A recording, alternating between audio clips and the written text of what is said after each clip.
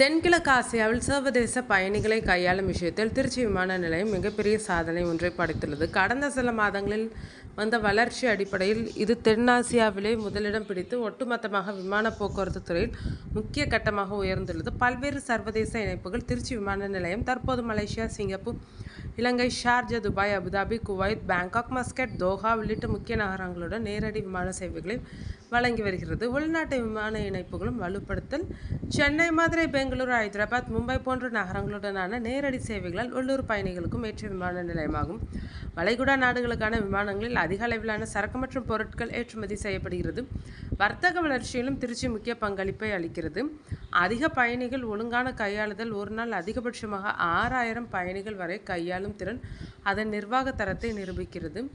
புதிய பயணிகளின் உயர்வு 2025 ஏப்ரல் மாதத்தில் மட்டும் 1,17,072 சர்வதேச பயணிகள் வந்துள்ளதோடு கடந்த ஆண்டுடன் ஒப்பிடும்போது 6.8% அதிகரிப்பு பதிவு செய்யப்பட்டுள்ளது. திருச்சியின் முக்கியத்துவம். இச்சாதனை திருச்சியின் உலகளாவிய அணுக்கம், வர்த்தக திறன், வளர்ந்து வரும் நகரமயமாக்கல், தமிழ்நாட்டின் நடுநிலைப் பகுதியில் உள்ள புவியியல் சிறப்பு ஆகியவற்றை வெளிக்கொணர்கிறது. திருச்சி விமான நிலையம் இப்போது வெறும் ஒரு நகரின் விமான நிலையம் அல்ல, அது தென்கிழக்கு ஆசியாவின் முக்கிய வான் தொலைத்தொடர்பு மையமாக திகழ்கிறது.